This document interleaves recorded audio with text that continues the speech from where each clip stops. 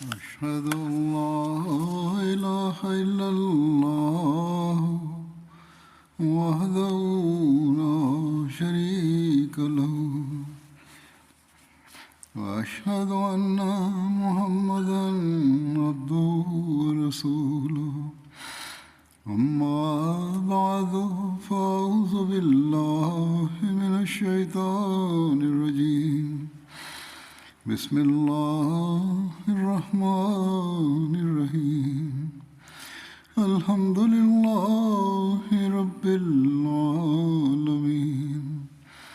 الرحمن الرحيم مالك يوم الدين إياك نعبد وإياك نستعين اهدنا الصراط المستقيم صراط الذين أنعمت عليهم غير المغضوب عليهم ولا الضالين. ذکر حضرت ابوبکر رضی الله عنه در جریان بود و امروز نیز همان ذکر را ادامه پیدا خواهد کرد. راجع به غزوه همراه الاسد نوشته است که پیامبر اکرم صلی الله علیه و آله و سلم روز شنبه از احد برگشتند.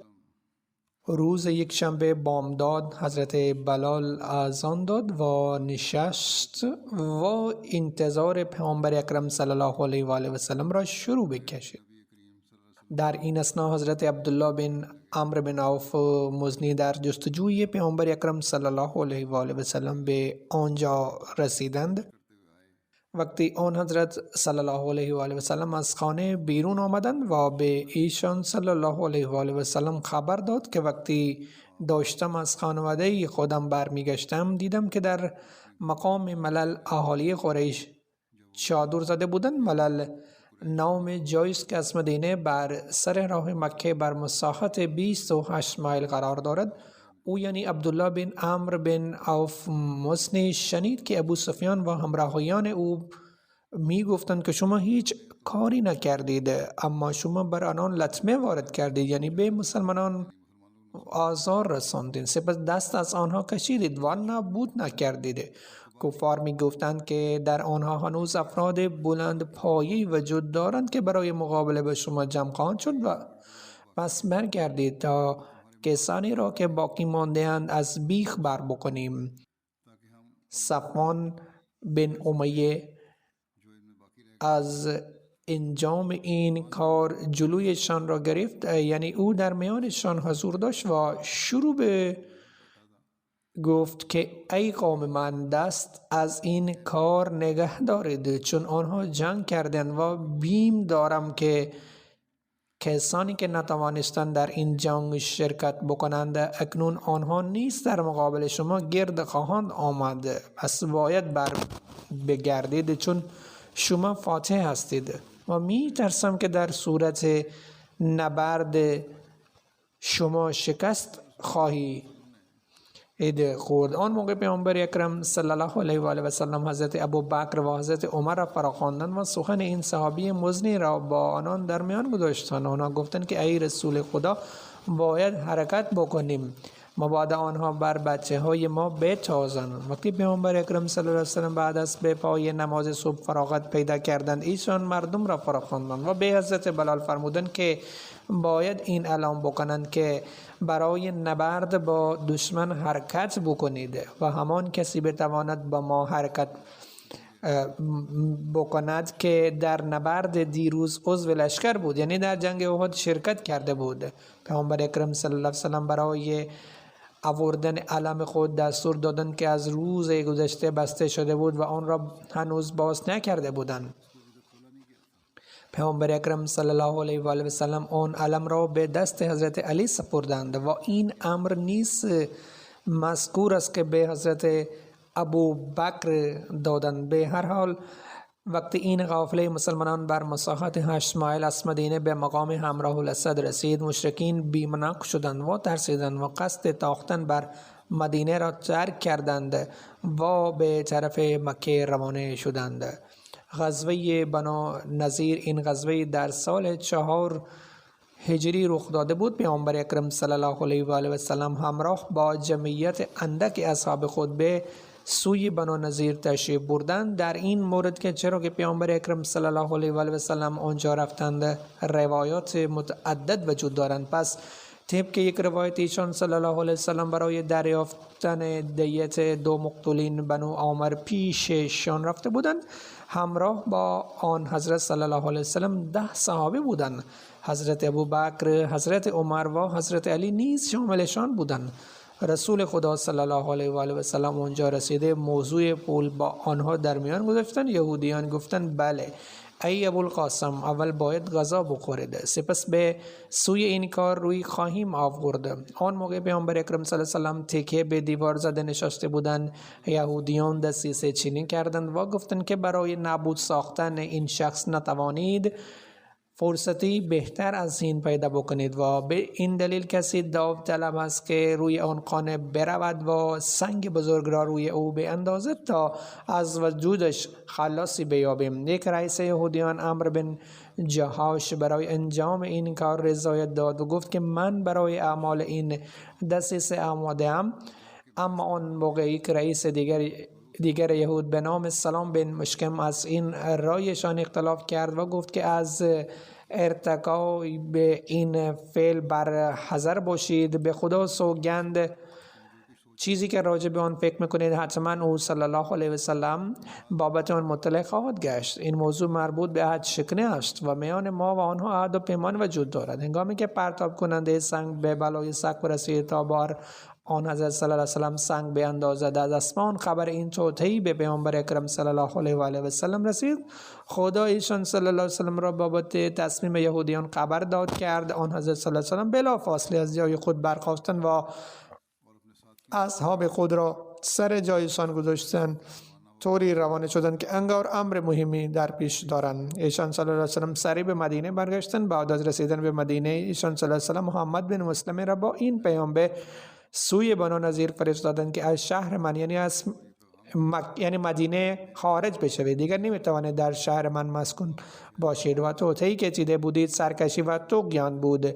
پیامبر اکرم صلی الله علیه و سلم به یهودیان مهلت 10 روزه را دادند، اما آنها از دستور پیامبر اکرم صلی الله علیه و سلم سرپیچی کردند و گفتند که به وطن خود هرگز ترک نخواهیم گفت. هنگامی که مسلمانان این پیام را دریافت کردند، آمادگی برای نبرد شروع کردند. بعد از اینکه همه مسلمانان جمع شدند، رسول خدا به قصد مقابله با بنو نظیر راه افتادند. حضرت علی علم بردار بودند. آن حضرت صلی الله علیه و آله و سلم قلعه ایشان را محاصره کردند و هیچ کس به کمکشان نرسید.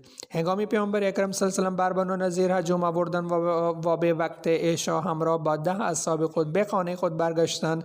طبق یک روایت آن موقع ایشان فرماندهی لشکر اسلامی را به دست حضرت علی سپردند و مطابق با روایت دیگر این سعادت نصیب حضرت ابوبکر رضی الله عنه شد. به هر حال پیامبر اکرم صلی الله علیه و آله و سلم آنها را به شدت محاصره کردند و خدا در دلهای یهودیان به مسلمانان را نهاد و سرانجام آنها در خدمت پیامبر اکرم صلی الله علیه و آله و سلم درخواست کردند که به آنها باید بر این شرط اجازه تبعید داده بشود و از آنها گذشته بشود که علاوه بر سلاح آنان بتوانند تمام آن اسباب و وسایل همراه خود ببرند که روی شطر حمل بشود. ایشان صلی الله علیه و سلم این شرط و درخواستشان را پذیرفتند. طبق یک روایت ایشان صلی الله علیه و سلم تا 15 روز آنها را محاصره کردند و در حالی که در بعضی روایات در تعداد روزها اختلاف وجود دارد. رسول خدا آن مال غنیمت که از غزوه بنو نظیر به دست آورده بودند بعد از دریافت اجازه از انصار در مهاجرین توضیح کردند. آن موقع حضرت ابوبکر فرمودند ای جماعت انصار، خدا به شما پاداش خوبی بدهد. غزوه بدر الموعد، این غزوه در سال 4 هجری صورت گرفت. سبب و عامل این غزوه بدین قرار بود که هنگامی ابو سفیان بن حرب داشت از غزوه احد برگشت، او با صدای بلند گفت در سال آینده موعد ما بر مقام بدرالصفرا است، آنجا خواهیم جنگید. پیامبر اکرم صلی الله علیه و سلم به حضرت عمر رضی الله عنه گفتند که بهش بگو انشاءالله. و هر دو لشکر از هم جدا شدند. قریش برگشتند و به مردم خود در مورد موعد آگاه ساختند. بدر چاهی است معروفی میان مکه و مدینه که میان وادی صفرا و مقام جار قرار دارد. بدر جانب جنوب غرب مدینه بر مساحت 150 کیلومتر واقع است. در دوران جاهلیت هر سال از یکم ذی‌قعده تا 8 روز بر این مقام با زار مکاره برگزار می شد. یه همایش بزرگ برگزار می شد. به هر حال همانطور که موعد به نزدیک می رسید، ابو سفیان از این امر خوشش نمی آمد که علیه آن حضرت صلی الله علیه و سلم خروج بکند و او مرعوب می شد. او تمایلی نداشت که بر این موقع موعد با ایشان صلی الله علیه و سلم برخورد بکند. ابو سفیان تظاهر می کرد که برای هجوم یک لشکر جرار را آماده می کند تا این خبر به اهالی مدینه و به گوش و کنار عرب برسد. قصدشان از انجام این کار این بود که مسلمانان را مرعوب بسازند.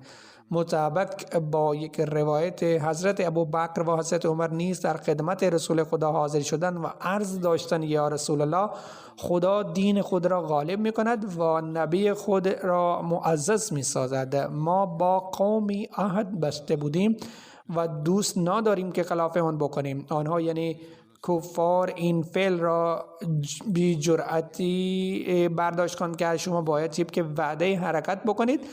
به خدا همین امر موجب خیر و برکت است. با گوش دادن به این احساسات و عواطف ایشان صلی الله علیه و آله و سلم خیلی خوشحال شدند. هنگامی پیامبر اکرم صلی الله علیه و سلم خبر در مورد آمادگی لشکر ابو سفیان را دریافت کردند، عبدالله بن رواحه را جهت امیر مدینه منصوب کردند. مطابق به یک روایت دیگر عبدالله بن ابی بن سلول را جهت امیر تعیین نمودند و پرچم خود را به دست حضرت علی سپردند و همراه با 1500 مسلمانان جانب بدر عازم شدند. مسلمانان در بازار مکاره‌ای که در مقام بدر برگزار میشد خرید و فروش کردند و از تجارت سودی زیادی را بردند و بعد از اقامت 8 روز به مدینه برگشتند. یعنی مسلمانان این امر را پیش نظر داشتند که از جنگ صورت گرفت ما خواهیم جنگید و در غیر این صورت حداقل در بازار مکاره تجارت میکنیم و مسلمانان از این کار سود زیادی را کسب کردند. به هر حال ابو سفیان مسلمانان را به چالش کشید که سال آینده موعد ماست. حضرت میرزا بشیر احمد در این مورد شرح دادند و می نویسند بعد از پایان غزوه احد هنگام برگشت ابو سفیان به مسلمانان چالش کنان گفت که در سال آینده بر مقام بدر میان ما و شما جنگ خواهد بود و پیامبر اکرم صلی الله علیه و سلم این چالش را پذیرفتند. بنابر این در سال بعدی یعنی سال 4 هجری وقتی ماه شوال به پایان می رسید، آن حضرت صلی الله علیه و سلم همراه با جمعیت 1500 صحابه از مدینه حرکت کردند و عبدالله بن ابی را جهت امیر منصوب کردند. طرف دیگر ابو سفیان بن حرب نیز با انبوه 2000 نفر از مکه را افتاد، اما با وجود فتح احد و داشتن جمعیت با این بزرگ قلبش مرعوب و ترسان بود. هرچند که میخواست مسلمانان را نابود بکند اما تمایلی نداشت که با مسلمانان برخورد بکند قبل از این که تدارک جمعیت بزرگی را ببیند. پس هنوز او در مکه بود که شخصی به نام نعیم را که از یک قبیله بی‌طرف بود جانب مدینه اعزام کرد و بهش تأکید کرد که هر طور که ممکن باشد حتی با دروغگویی و تهدید مسلمانان را از این جنگ باز بدارد. بنابراین آن شخص به مدینه آمد و قصه های دروغین آمادگی و نیروی قریش و جوش و خروششان را بازگو کرده در مدینه وضعیت هیجان آمیز را ایجاد کرد. حتی بعضی افراد ضعیف الطبع از شرکت در این جنگ بیمناک شدند. اما وقتی پیامبر اکرم صلی الله علیه و آله مسلمانان را برای حرکت تحریض کردند و در سخنرانی خود فرمودند که ما چالش کفار را قبول کرده بر موعد وعده نبرد را داده ایم، لذا نمی توانیم مرتکب تخلف عهد بشویم. پس اگر ناچار بشوم که تنها بروم در برابر دشمن، تنهایی سینه سپر خواهم شد. بعد از این ترس مردم از من رفت و آنها با شور و اشتیاق آماده شدند تا همراه آن حضرت صلی الله علیه و سلم راه بیفتند. به هر حال ایشان صلی الله علیه و سلم همراه با 1500 صحابه از مدینه راه افتادند و از طرف دیگر ابو سفیان همراه با 2000 نظامی از مکه خروج کرد. اما تقدیر خدا بر این حسب بود که مسلمانان طبق وعده به مقام بعد رسیدند، اما لشکر قریش مسافت اندک را طی نموده به مکه برگشت. و شرح این قضیه به این قرار است وقتی ابو سفیان از ناکامی نعیم آگاه شد، بیمناک گشت و لشکر خود را از سر راه جانب مکه برگرداند و گفت که امسال قحط در برگرفته است و مردم دچار تنگ دستی هستند، لذا دست به نبرد و زد و خورد زدن شایسته نیست. هنگامی گشودگی و فراخی ارزان خواهد شد، آن موقع با آمادگی بیشتر بر مدینه خواهیم تاخت. لشکر اسلامی تا 8 روز در مقام بدر مسکون ماند و چون آنجا هر سال در آغاز ماه ذوالقعده بازار مکاره برگزار می شد، لذا در این ایام بیشتر اصحاب از تجارت در این بازار سود زیادی را کسب کردند، حتی آنها در این تجارت 8 روزه رأس المال خود را 2 برابر کردند. وقتی آن بازار به پایان رسید و لشکر قریش نرسید، پیامبر اکرم صلی الله علیه و سلم از بدر کوچ کرده به مدینه برگشتند. در حالی که قریش به مکه رسیده آمادگی نبرد را آغاز کرد. این غزوه به نام غزوه بدر الموعد مرسوم است. غزوه بنو مصطلق. این غزوه در ماه شعبان سال 5 هجری رخ داد. این غزوه به نام غزوه مریسه نیز نقل شده است. بنو مصطلق شاخه قبیله خزاعه بود و کنار یک چاه به نام مریسه زندگی میکرد و از فرو بر مسافت 1 روز قرار دارد و مسافت میان مقام فرود و مدینه تقریبا 96 مایل بود. در نظر علامه ابن اسحاق غزوه بنو مصطلق در سال 6 هجری اتفاق افتاد و واقعی میگوید که این غزوه در ماه شعبان سال 5 هجری صورت گرفت.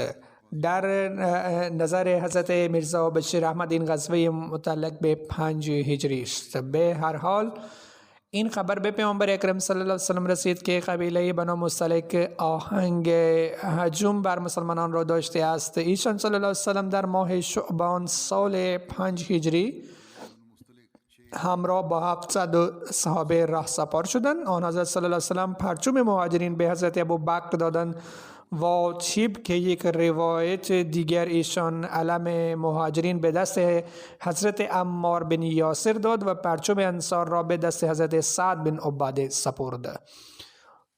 واقعی اتفاق افق. شرح و بست این رخداد این قرار است که هنگام برگشت از غزوه بنو مصطلق حضرت عایشه دختر حضرت ابوبکر از طرف منافقین مورد اتهام قرار گرفت. در تاریخ این رخداد به نام افق معروف است. پس در صحیح بخاری از حضرت عایشه مروی است گرچه این روایت قبلا در رابطه با یک صحابی دیگر عنوان شده است، اما بیان این روایت اینجا در ضمن حضرت ابوبکر نیز ضروری است.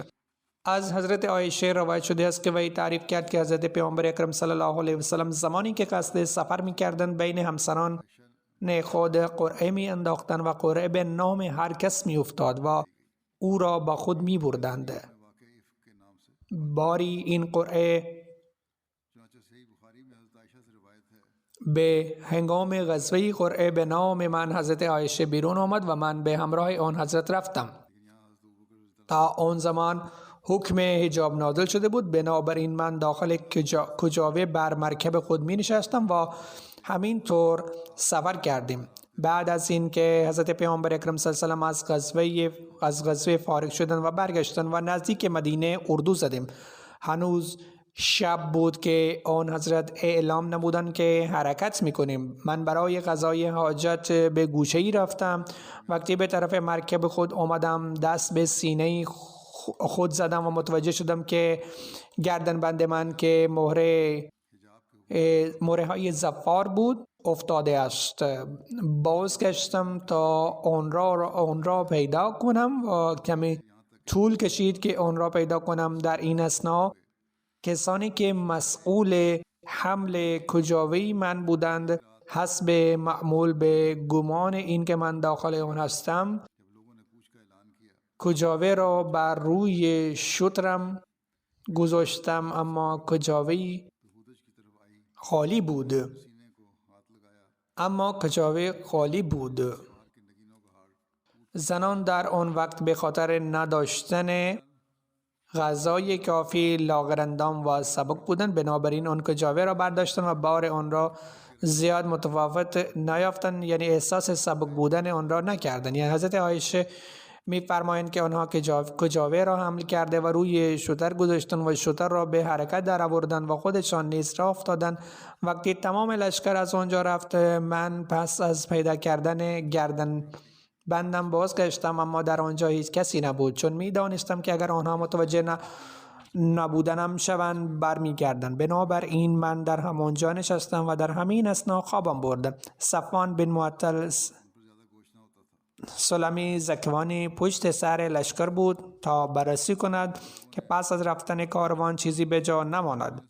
هنگام صبح که هنوز هوا روشن نشده بود به محل کاروان رسید و از دور متوجه گردید که یکی خوابیده است. نزدیک من آمد و متوجه حضورم شد، چون وی مرا قبل از حکم حجاب دیده بود و می شناخت. لذا بلافاصله گفت انا لله و انا الیه راجعون و من با شنیدن این جمله بیدار شدم و شترش را نزدیک من آورد و خواباند. من پایم را روی دستش نهادم و بر شتر سوار شدم و افسار شتر را گرفت و راه افتاد. زمانی که به لشکر رسیدم آنها در گرمای ظهر در جای اردو زده بودند و در حال استراحت بودند. پس از آن هر کسی که قرار بود هلاک شود هلاک شد.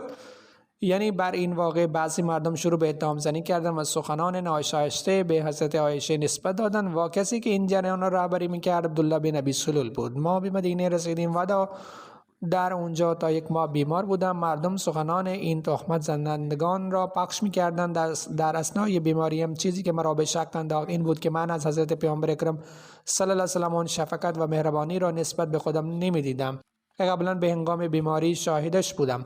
این اتهام بسیار پخش شد. رفتار حضرت پیامبر اکرم صلی الله علیه و آله با من در بیماری مثل قبل نبود.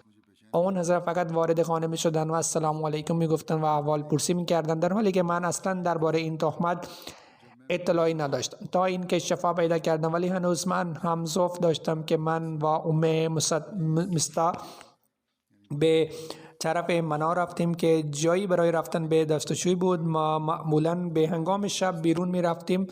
این سخن متعلق به زمانی است که هنوز در خانه دستشوی نساخته بودیم. در آن زمان برای دستشوی مردم بیرون می رفتن و زنان به هنگام شب که هوا تاریک می شد بیرون می رفتن. قبل از آن وضع ما شبیه عرب های قبلی بود که برای قضای حاجت به جنگل ها یا بیرون می رفتم. به هر حال من و مستا دختر ابو رام داشتیم می رفتیم که پای مستا با دامنش گیر کرد و لغزید. آنگاه گفت وی برای مستا. من به او گفتم این چه حرف بدی زدی؟ آیا تو فردی را بد میگویی که در جنگ بعد شرکت کرده بود؟ و گفت ای دختر سادلو، آیا نشنیدی که مردم چه افترا کردن؟ آنگاه وی قصه تهمت زدن مردم را برام تعریف کرد. تازه از بیماری بلند شده بودم و هنوز هم ضعف داشتم، اما با شنیدن این خبر بیماریم بیشتر شد. زمانی که به خانه بازگشتم حضرت پیامبر اکرم صلی الله علیه و آله دیدم آمدن و السلام علیکم گفتن و پرسیدم اکنون حالت چطور است؟ در پاسخ گفتم به من اجازه دهید که نزد والدینم بروم. حضرت عایشه میگوید که آن زمان میخواستم که نزد والدینم رفته و درباره این موضوع تهمت پرسجو بکنم. حضرت پیامبر اکرم صلی الله علیه و آله به من اجازه دادند. من پیش والدینم آمدم و از مادر خودم پرسیدم که مردم درباره من چه سخنانی میراندم. مادرم گفت به سبب آن خود را اذیت نکن و خاطر جمع باش. به خاطر قسم به ندرت این اتفاق میافتاد که مردی صاحب زنی زیبا باشد و او را دوستش بدارد و آن زن او هم داشته باشد و سپس مردم علیه او حرفهایی بزنند. حضرت عایشه میگوید آنگاه من سبحان الله خواندم و گفتم مردم دارن چه حرفهایی میزنند. وی تعریف میکند که آن شب تا صبح از چشمانم خوش نشد که چقدر اتهام بزرگی به من زده‌اند. تمام شب ناخوابیدم و گریه کردم. صبح که بلند شدم حضرت پیامبر اکرم صلی الله علیه و علی بن ابن طالب و اسامه بن زید را فرا خواندند. چون در نزول وحی دیر شده بود لذا آن حضرت این دو نفر را برای مشرب فرا خواندند بودند که مشرب بدهند. به سبب این اتهام آیا این حضرت مرا به عنوان همسر باقی بگذارد طلاق بدهند؟ اسامه با توجه به مهر و محبتی که حضرت پیامبر اکرم صلی الله علیه و به حضرت عایشه داشتند و همین طور وی میدانست که حضرت عایشه خانم پارسا است لذا گفت یا رسول الله وی همسرتان است و ما به خدا قسم جز خیر چیزی دیگر در موردش نمیدانیم. ما هیچ عیبی در او ندیدیم. اما علی بن ابی طالب گفت یا رسول الله خداوند متعال شما را در تنگنا قرار نداده. زنان زیادی غیر از او وجود دارند. سپس گفت از کنیزش در این زمینه بپرسید تا به شما حقیقت را بگوید. یعنی از کنیزی که حضرت عایشه داشت. آنگاه حضرت پیامبر اکرم صلی الله علیه و بریره کنیز حضرت عایشه را فرا خواندند و پرسیدند بریره آیا در عایشه چیزی دیده ای که تو را دوچار شک و تردید بکند؟ بریره گفت نه قسم به خدایی که شما را به حق برانگیخته از چیزی از او ندیدم که چشم پوشی بکنم چی جز این که او دختری کم سن و سال است. آرد خمیر شده همینطور میگذارد و میخوابد و خوابش سنگین است. بنابراین گوسفندی میآید و آرد را میخورد. با شنید این حضرت پیامبر اکرم صلی الله علیه و آله برای صاحب خطابه ایراد فرمودند و از عبدالله بن ابی سلول شکایت کردند چرا که وی تمام این شایعه پراکنی کرده بود. آن حضرت فرمودند که چه کسی جلوی آن فرد را میگیرد که نسبت به خانواده‌ام مرا آزار رساند و خدا سوگند من از خانواده‌ام جز خوبی چیزی دیگری ندیدم. ضمناً در مورد مرد این شاعر را گفتند که به جز خوبی چیزی دیگری از او سراغ ندارم.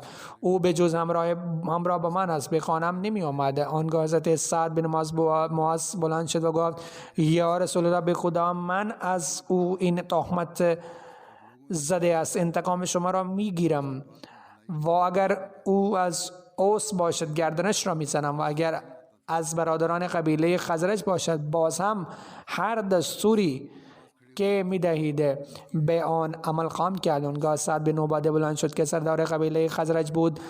پیش از این واقعه وی آدم خوبی بود اما در اینجا ارک ملی او جوشید و گفت تو اشتباه گفتی. به خدا قسم تو وی را نخواهی کشت و هرگز یارای کشتن او را نخواهی داشت. و جر و بحث شروع شد. آنگاه نفر سوم سید بن حضیر نیز بلند شد و گفت تو اشتباه گفتی و به خدا سوگند ما به حتم آن کسی را خواهیم کشت که این تهمت را زده است. و در خشم خود این مطلب را نیز گفت تو منافق هستی که داری از طرف منافقان می جنگی. آنگاه هر دو قبیله اوس و خزرج به جوش آمدن و عصبانی شدند و نزدیک بود جنگ شروع شود و همه آماده جنگ شده بودند که حضرت پیامبر اکرم صلی الله علیه و آله که روی منبر ایستاده بودند پایین آمدند و جلوی آنها را گرفتند و آنها را ساکت نمودند و حضرت پیامبر اکرم صلی الله علیه و آله نیز ساکت شدند.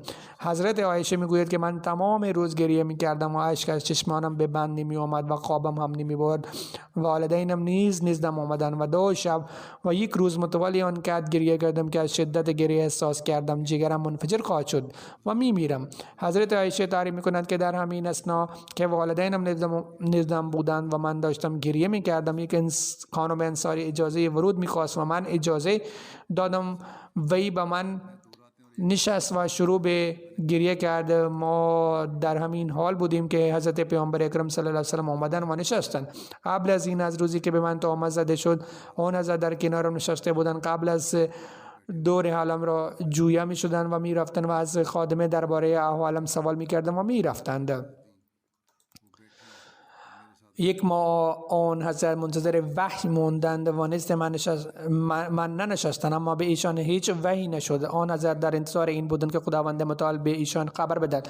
حضرت عایشه تعریف میکنند که آن حضرت شهادتین خواندند و سپس فرمودند ای عایشه تو در مورد تو به من خبرهایی رسیده است که اگر تو واقعا بیگناه هستی پس به زودی خداوند بیگناهی تو را اثبات خواهد کرد، اما اگر مرتکب گناه شده است پس استغفار و توبه کن، زیرا بنده وقتی گناه مرتکب شود و بعد از آن به خدا روی بیاورد خدا نیز گناهانش را می‌آمرزد. هنگامی که سخنان حضرت رسول خدا صلی الله علیه و سلم به پایان رسید، اشک‌هایم تمام شد، حتی قطره‌ای نمی‌چکید. حضرت عایشه تعریف می‌کنند که من به پدر گفتم از طرف من به رسول خدا صلی الله علیه و سلم پاسخ بدهید. حضرت ابوبکر گفت به خدا سوگند من نمی‌دانم چه جوابی به ایشان بدهم. یعنی حضرت عایشه می‌خواست که از طرف او پاسخ مبنی بر بیگناهیش داده شود. به هر حال حضرت عایشه می‌گوید که من به مادرم گفتم که شما جواب بدهید. مادرم نیز گفت به خدا من هم نمیدانم چه پاسخی به حضرت پیامبر اکرم صلی الله علیه و سلم بدهم.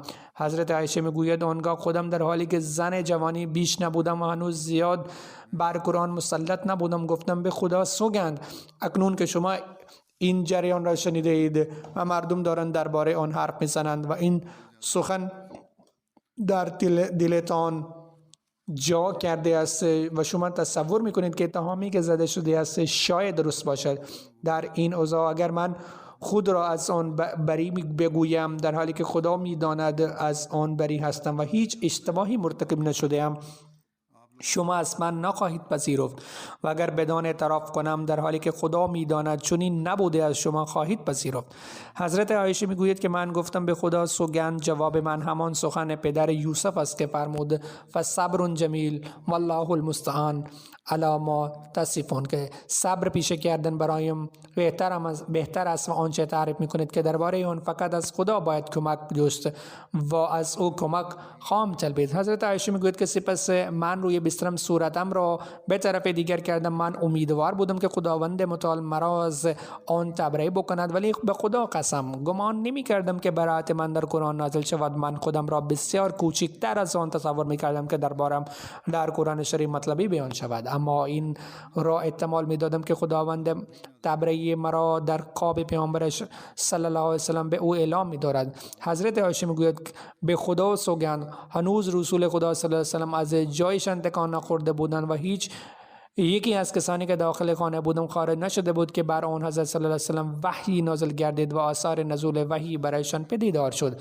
آن حضرت حتی در زمستان نیز به هنگام نزول وحی عرق می‌کردند و آنگاه نیز از چهره شان مانند دانه مروارید عرق سرازیر گردید. پس از اینکه اثار وحی برطرف گردید رسول خدا صلی الله علیه و سلم در حال تبسم و لبخند بودند و اولین سخنی که بر زبان آوردن این بود که ای عایشه خدا را شکر کن چرا که تو را تبرئه کرده است. حضرت عایشه میگوید آنگاه مادرم به من گفت بلند شو نزد حضرت پیامبر اکرم صلی الله علیه و سلم برو و تشکر کن. گفتم به خدا سوگند هرگز بلند نمیشوم و من فقط شکر خدا را به جای می آورم. خداوند متعال این وحی کرده بود که یعنی همانا آن کسانی که این بهتان زده بودند گروهی از شمایند. حضرت ابوبکر رضی الله عنه بن اساسه را به سبب اینکه فامیل مستمندی بود آرزو که میداد زمانی که خداوند متعال در براءتم این وحی نازل کرد دربارش گفت به خدا سوگند به سبب آن افترایی که به حضرت عایشه نسبت داد دیگر هیچ هزینه‌اش را متقبل نمیشوم. اما بعد از آن خداوند متعال این آیه را نازل کرد ولا یأتلی اولو الفضل منکم والسعة ان یؤتوا اولی القربى والمساکین والمهاجرین فی سبیل الله ولیعفوا ولیصفحوا الا تحبون ان یغفر الله لکم والله غفور رحیم. و نباید صاحب ثروت و نعمت از شما درباره خویشاوندان خود و در حق مسکینان و مهاجران راه خدا سوگند بخورند که به آنان چیزی نخواهد داد باید مؤمنان عفو و صف پیشه کنند و از بدیها درگذرند. آیا دوست نمی دارید که خدا هم در حق شما مغفرت فرماید و خدا بسیار امرزنده و مهربان است. پس از نزول این آیه حضرت ابوبکر گفت به خدا سوگند من به طور حتمی خواهم که خداوند متعال از گناهام چشم پوشی کند و مرا ببخشد. مصطفی آنازوکی را که قبلا دریافت میکرد درباره شروع به دریافت کرد. حضرت پیامبر اکرم صلی الله علیه و آله از حضرت زینب بنت جحش نیز درباره من جویا شدند که زینب درباره اون چه دیده ای تو چه فکر میکنی؟ و گفت یا رسول الله من از شنیداری و بینایی خود محافظت خواهم کرد. هرگز نمیتوانم سخن اشتباهی دربارش بگویم و من همیشه وی را پاک دامن دیدم و اکنون نیز او را پاک دامن میبینم. حضرت عایشه میگوید همین زینب است که از همسران حضرت پیامبر اکرم صلی الله علیه و آله با من مقابله میکرد، اما خداوند متعال وی را به سبب تقوایش مسون داشت. این روایتی طولانی از صحیح بخاری است. حضرت اقدس مسیح موعود علیه السلام می فرمایند خداوند متعال این امر را از اخلاق خود قرار داده است که پیشگویی مبنی بر عذاب را به سبب توبه و استغفار و دعا و صدقه به تعویق می اندازد. همین طور وی به انسان نیز همین اخلاق را تعلیم داده است، چنان که از قرآن شریف و حدیث ثابت است که وقتی منافقان نسبت به حضرت عایشه از روی پست فطرتی خود تخمه زده بودند، بعضی افراد سادلو نیز به آنها ملحق شدند. یکی از اینان از خانه حضرت ابوبکر رضی الله عنه و وعده غذا می‌خورد. حضرت ابوبکر بنا به این خطایش قسم خورد و به طور وعید با خود این تعهد بست که در کیفر این حرکت به جایش به وی در آینده غذایی نخواهد داد. آنگاه این آیه نازل شد. سپس حضرت ابوبکر این تعهد خود را شکست و طبق معمول به وی غذا داد. آنگاه حضرت ابوبکر اراده خود را ترک کرده و کمک به او را ادامه داد. به همین دلیل اخلاق اسلامی شامل است که حضرت مسیح موعود علیه السلام می‌فرمایند بنابراین این امر در اسلام جایز است که اگر کسی به طور حاضر یا انظار به کسی وعده می‌کند خلاف ورزی آن وعده شامل حسن اخلاق است. به طور مثال اگر کسی سوگند می‌خورد که او خادم خود را 50 شلاق خواهد زد ولی وقتی خادم توبه می‌کند آن وقت بخشش سنت اسلام است تا خصلت اخلاق خداوند را نشان دهد، اما نقض حد جایز نیست. خلاف ورزی عهد قابل مؤاخذه است ولی خلاف ورزی حذر قابل مؤاخذه نیست. این یک مورد جداگانه است که وعده چیز و وعید یا حذر دادن چیز و این یک بار قبلا هم ذکر شده است. حالا تذکره غزوه احزاب است که در شوال 5 هجری اتفاق افتاد. این سومین جنگ بزرگ بین مسلمانان و قریش مکه بود که این را غزوه خندق میگویند.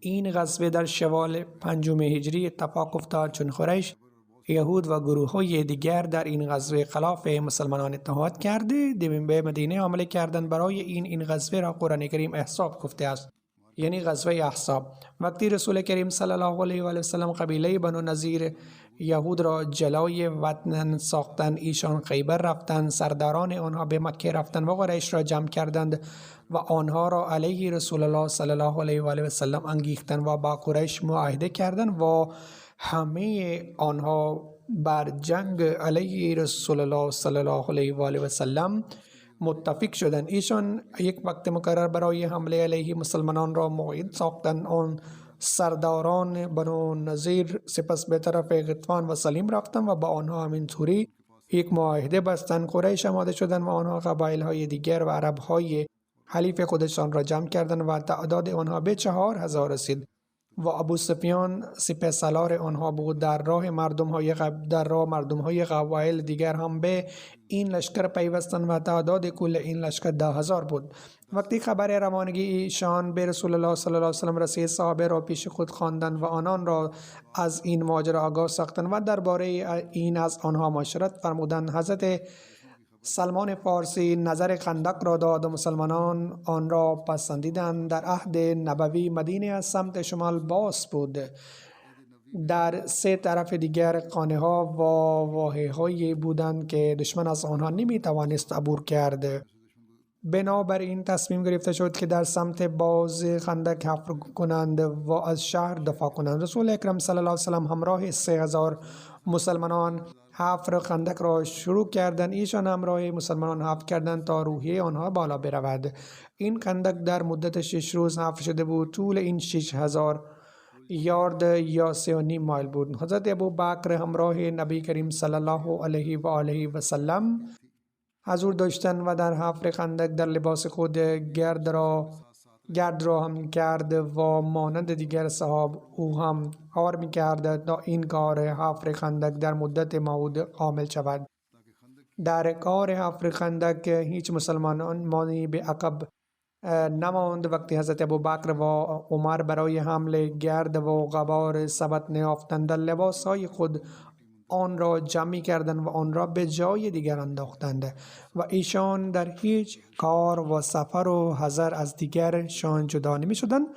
رسول الله صلی الله علیه و سلم هم در حفر خندق زحمت زیادی فرمودند.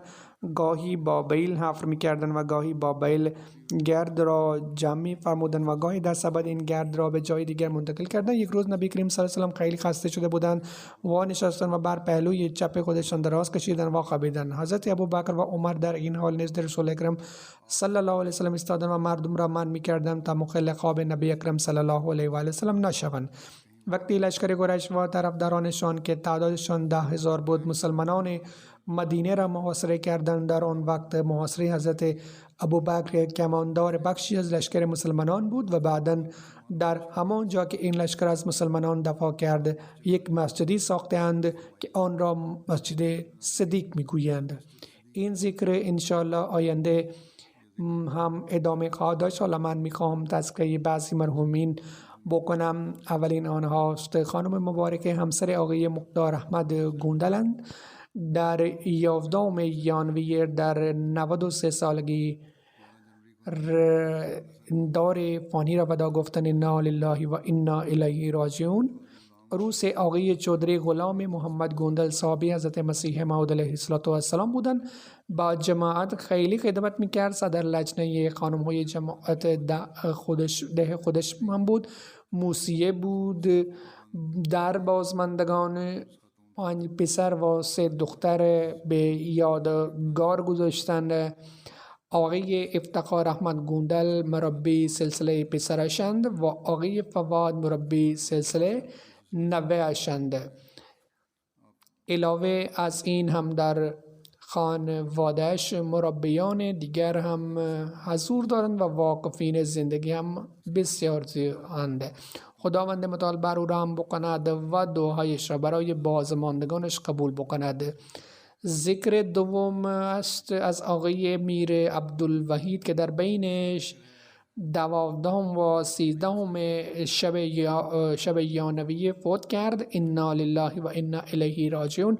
58 سال عمر داشت. سنش 58 سال بود.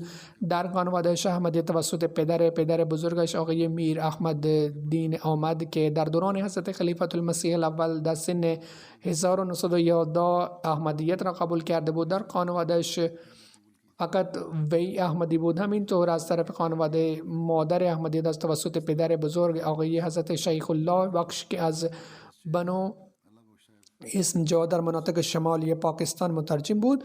اسم پدر بزرگ عبدالوحید عبدالکریم بود. به تبلیغ خیلی علاقه داشت. برای این پدر بزرگش در پیشاور به اسم مولوی عبدالکریم مشهور بود.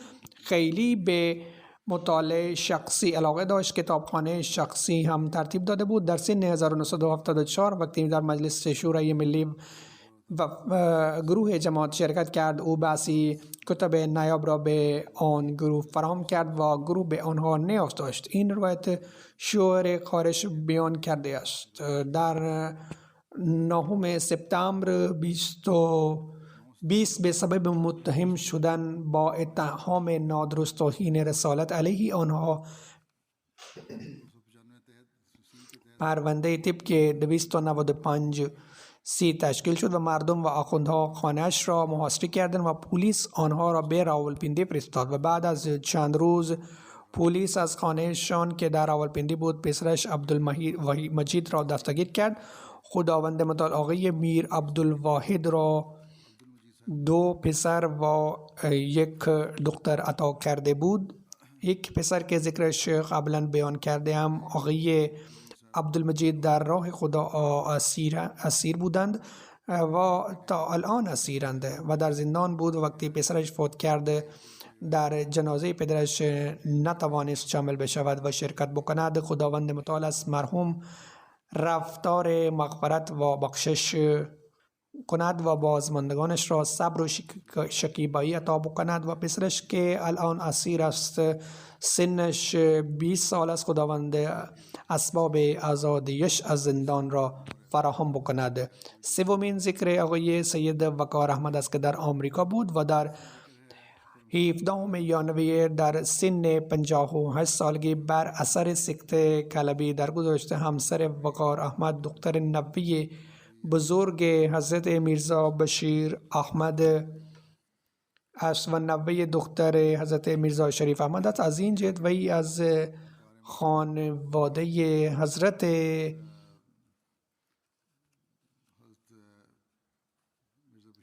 و نوی دختر حضرت میرزا شریف احمد است. از این جهت وی از خانواده حضرت مسیح موعود بود و در خانواده آقای شاه ازدواج کرده.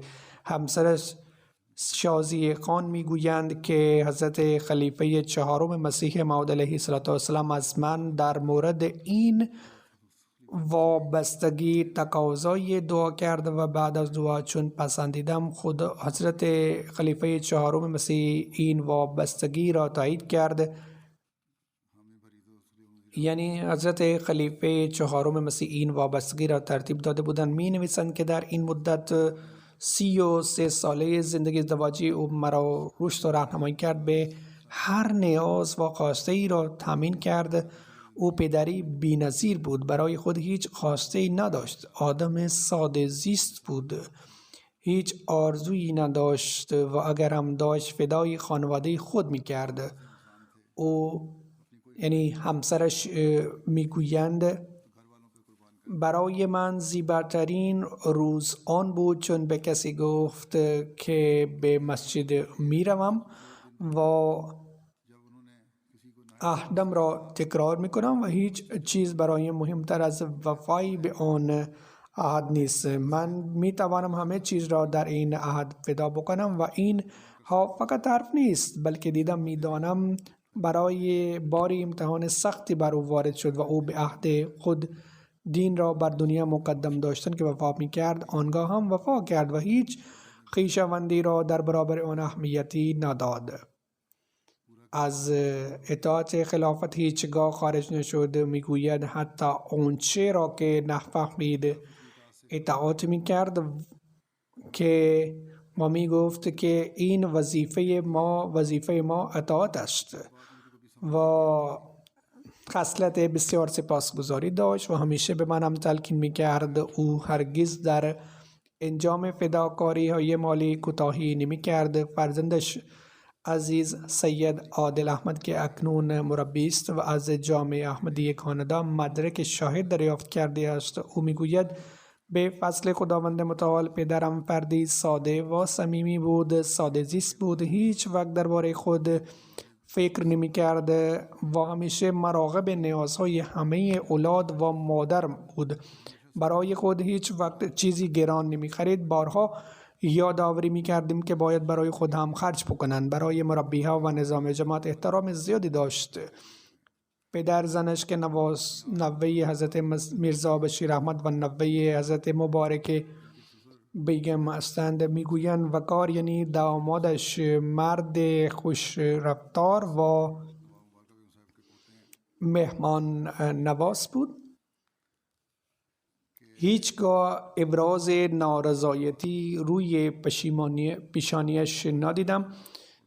هر چقدر مهمان بیایند و هر اتفاقی بیفتد، هر چه سرشان بیاید. سپس میگوید یادم میآید که در ابتدا پسرش را به دلیل بی توجه شدن در زندگیش بارها نکوهش میکرد. اما وقتی عادل خود را وقف کرد آن وقت وقار عوض شد و همین بچه نزدیکترین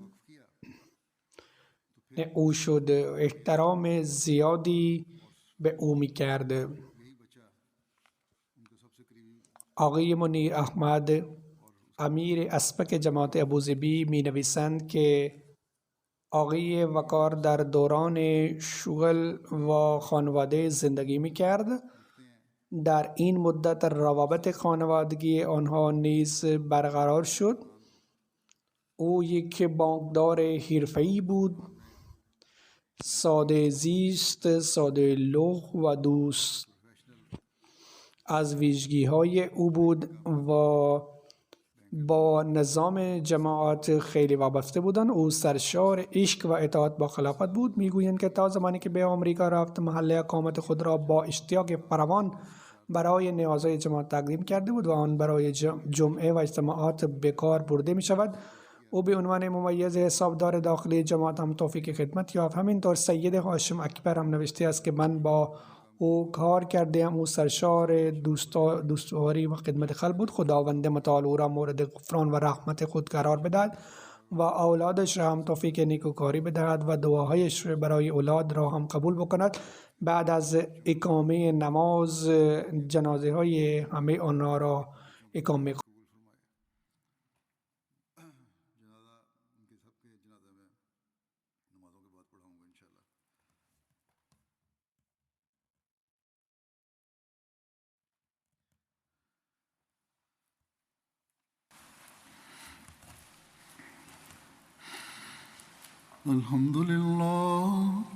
الحمد لله نحمده ونستعينه ونستغفره ونؤمن به ونتوكل عليه ونعوذ بالله من شرور أنفسنا ومن سيئات أعمالنا من يهده الله فلا مضل له ومن يضلله فلا هادي له ونشهد أن لا إله إلا الله ونشهد أن محمدا عبده ورسوله عباد الله رحمكم الله إن الله يأمر بالعدل والإحسان وإيتاء ذي القربى وينهى عن الفحشاء والمنكر والبغي يعظكم لعلكم تذكرون اذكروا الله يذكركم وادعوه يستجب لكم ولذكر الله أكبر.